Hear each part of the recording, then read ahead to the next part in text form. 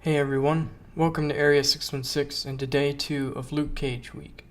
With Luke Cage coming out this Friday, and Iron Fist, The Defenders, The Punisher, and a second and third season for Jessica Jones and Daredevil respectively, there's definitely plenty of Marvel Netflix shows on the way. But what exactly is going to happen after that? Will Marvel and Netflix keep going? I certainly hope so. And besides the likely second seasons for Luke Cage, Iron Fist, The Punisher, and maybe even The Defenders, does Netflix have anything else up their sleeve? There have certainly been rumors, some of which are on this list, but I've decided to come up with my 7 shows that I'd like to see Marvel and Netflix make after Daredevil Season 3.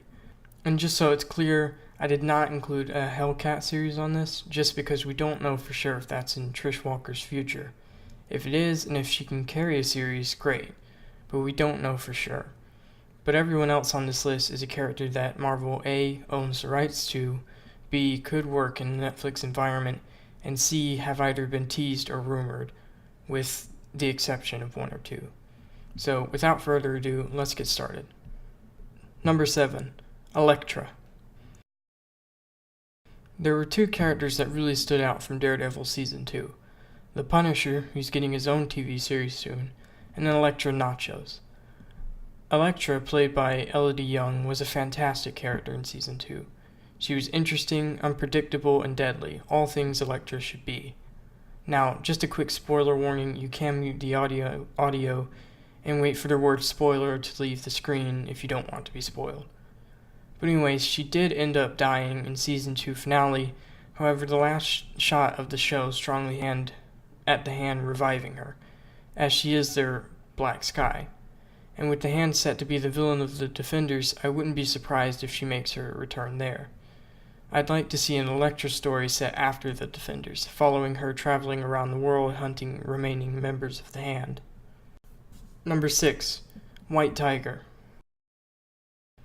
There was actually a rumor that was started on the internet that Netflix was currently shooting a White Tiger pilot to see if it would work as a series. Now, this rumor was shot down soon after, as Netflix doesn't order pilots like cable TV shows do. However, it did bring an interesting character to the table. White Tiger is a name that has belonged to many different people, including Hector Ayala, Angela Del Toro, and the current one, Ava Ayala, the daughter of the original Hector. However, Angela Del Toro was referenced by Jessica in an episode of Jessica Jones, so she definitely exists in the Marvel Cinematic Universe. So each White Tiger gets their powers from an amulet that, without getting too deep into it, has ties to Kun-Lun, which of course will appear in Iron Fist next year.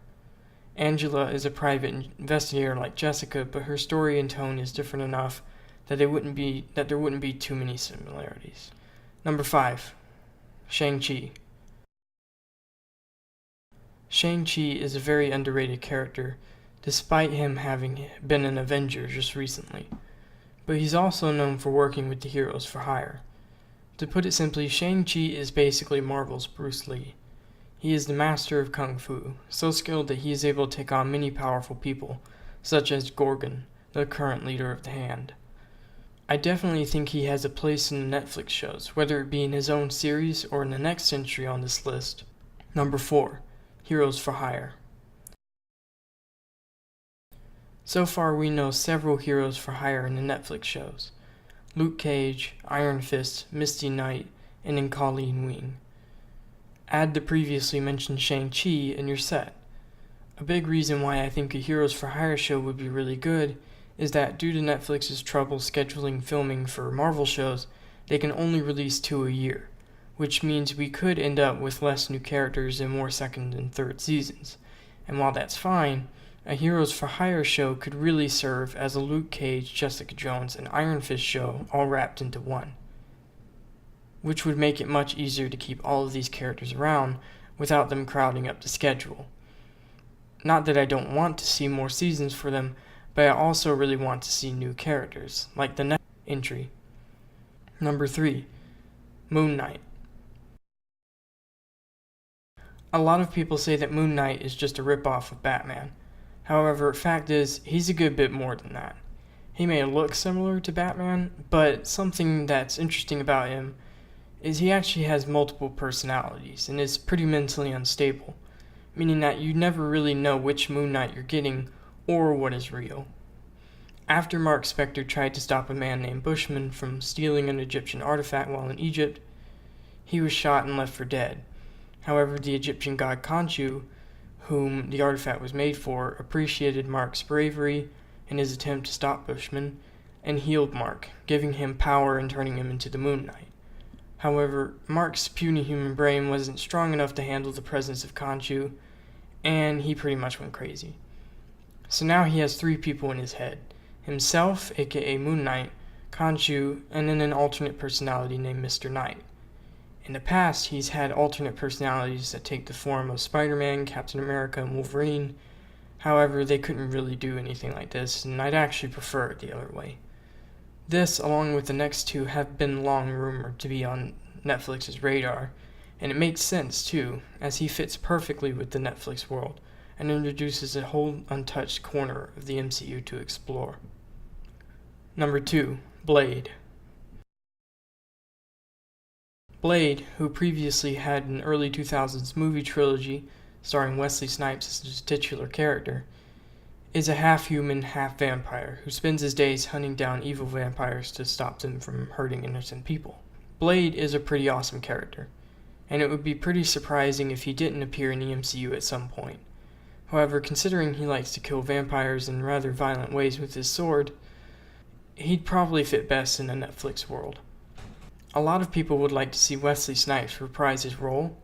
However, it's extremely unlikely that would happen, as Marvel would undoubtedly want a new actor to portray him. However, he could make a cameo in the show. According to Snipes, however, Marvel has met with him about Blade, and has something up their sleeves. He didn't say if it was a movie or TV show, but unless he's lying, that means it's definitely more than likely we'll get to see Eric Brooks make his MCU debut sooner rather than later. Number 1, Ghost Rider. Oh yeah, Ghost Rider. Ghost Rider is, without a doubt, one of my favorite Marvel characters, and I was super excited when they said he would appear on Agents of S.H.I.E.L.D., but I was a bit worried about having a TV budget and then also it being Robbie Reyes, the new Ghost Rider introduced in 2014.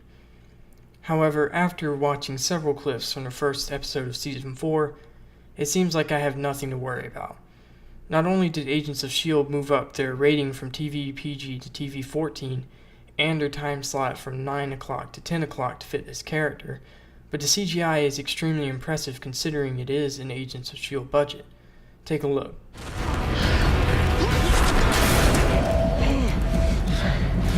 Shouldn't have gotten involved. Serial killers always complain when you try to intervene. I only kill asesinos who deserve it. It's vengeance, chica. For what? You killed a detective. He had blood on his hands. A teacher. A pedophile.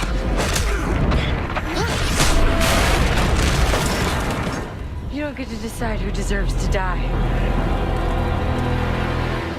I'm not the one who decides.